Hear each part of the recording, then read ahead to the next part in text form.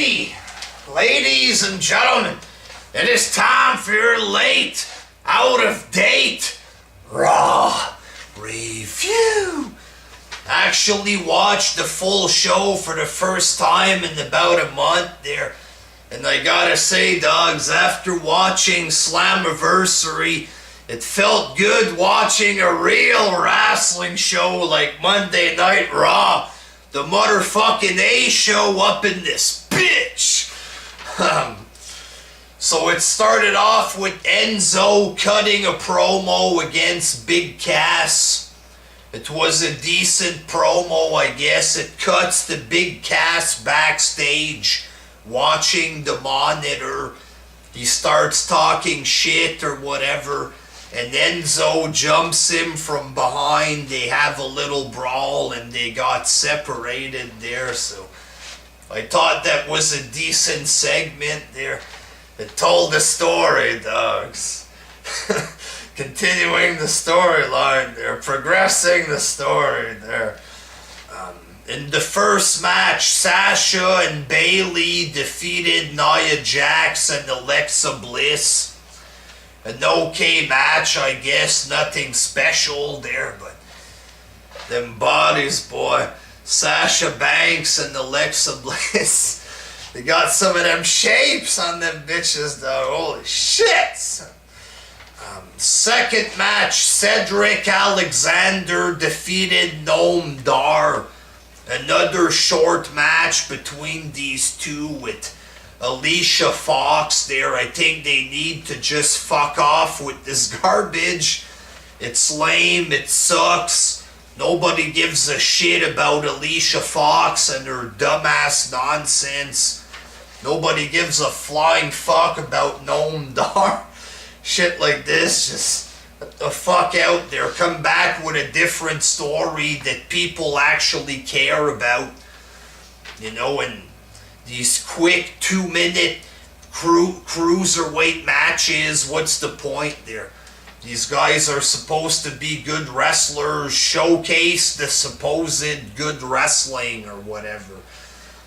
Then you had Miz TV, and Miz cut a pretty good promo on Ambrose, calling him a goofy guy, how everybody thought he had potential, he was supposed to be the next Roddy Piper.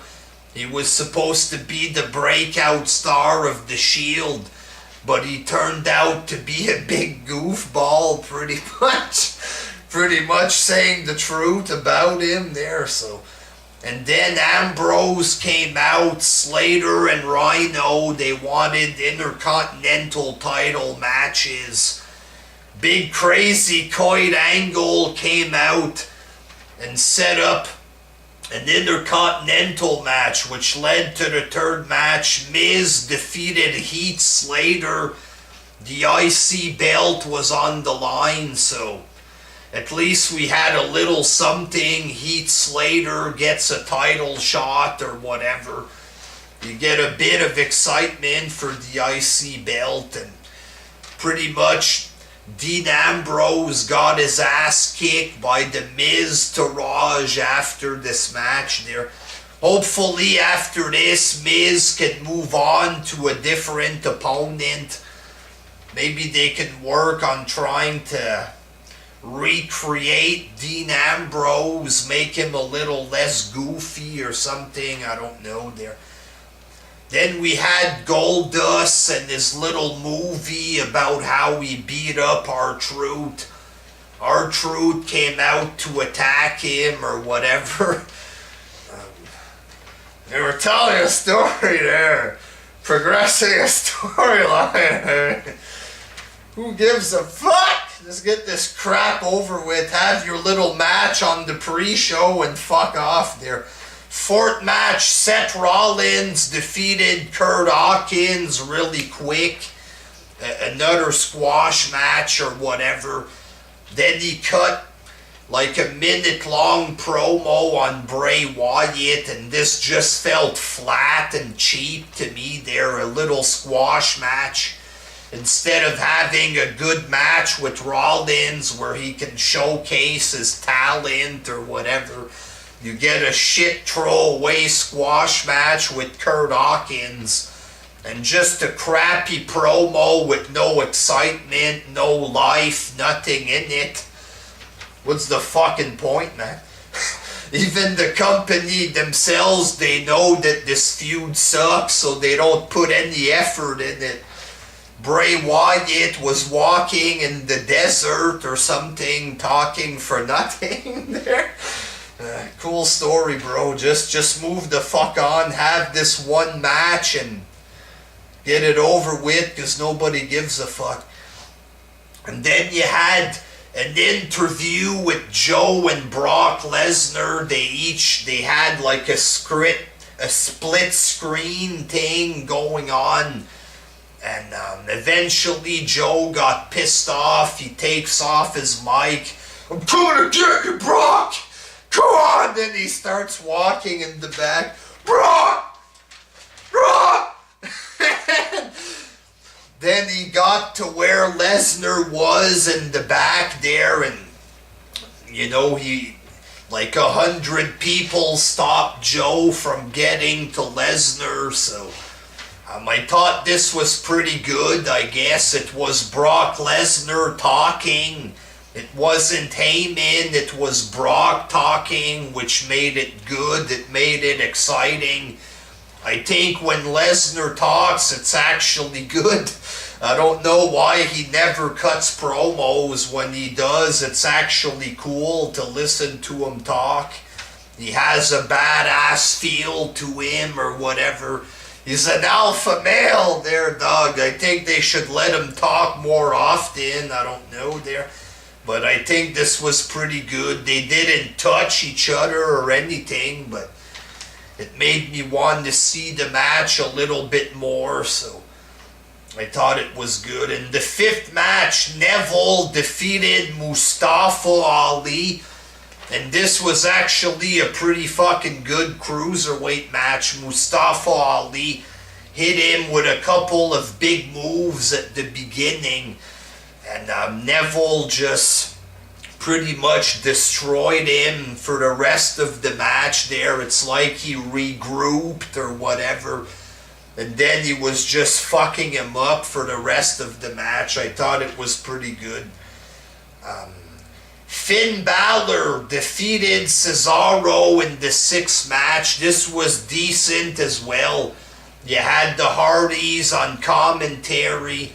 Elias Samson came out to mess with Finn Balor, and eventually the Hardys showed up at ringside. There was a big brawl going on, and eventually Finn Balor got the win. I thought this was good, I guess. And then in the main event, Braun Strowman against Apollo Crews. So Strowman wanted competition. He was in Kurt Angle's face demanding competition. And eventually Titus O'Neil was talking to Apollo Crews. Kalisto got a bit of fame by getting beat up by Strowman. Maybe you should fight against him, blah, blah, blah. So it ended up being Strowman against Apollo Crews. And Strowman just fucked him up hard there, just beat the fucking shit out of him. One big power slam, 1-2, picks him up there. Bam, hits him again, 1-2, and then he went into freak mode there. Starts licking his head or whatever, just going like mental kind of thing. Hits him again, bam, 1-2-3. Titus O'Neil comes in to save his buddy, which was a bit cool, I guess, but Braun Strowman was way too strong and just beat him up or whatever. Strowman grabs Apollo Crews, throws him in the back of the ambulance like he did with Roman Reigns. He hits the ambulance for the ambulance to leave, but it just stayed there. He hits it again. Ambulance doesn't move. Then he walks up to the door, starts looking inside, and then it was Roman Reigns, baby, the big dog, comes out of the ambulance. Paclow! Roman Reigns does have a good wrestling punch, you know what I mean? It's a very good punch or whatever, just pow, and then they start brawling or whatever. Strowman throws him up on top of the stage, kind of like they did last week, but this time it was Reigns who got, you know, he nails him with a big spear off of the stage through a table, and I thought that was pretty fucking good. I thought it was a strong ending, you know. It made me interested in this ambulance match. Say what you want about Roman Reigns, there's lots of shit you can say, but I thought this was a pretty strong segment, a pretty good way to finish the show and to hype up Great Balls of Fire. I know it's a goofy name, but on paper, I think this is going to be a fucking good pay-per-view. In reality, there, Brock Lesnar, the ambulance match, you have a 30-minute Iron Man with the Hardys, a couple of good matches on this card. I'm starting to think it might be a good pay-per-view, but time will tell, dog. I thought overall this was a pretty good show there. John Cena tonight for the 4th of July episode, so that should be interesting. I'll be watching SmackDown tonight there. And if shit gets boring, I'll go back to Clip City there, but I enjoyed watching Raw last night, so yeah. Happy 4th of July to my American friends there. Go outside and party, dog. Get drunk, son. Have sex with women, dog. Not with Sasha Banks, because she belongs to me, son. Sasha Banks, that's my girl, dog. Until next time, peace.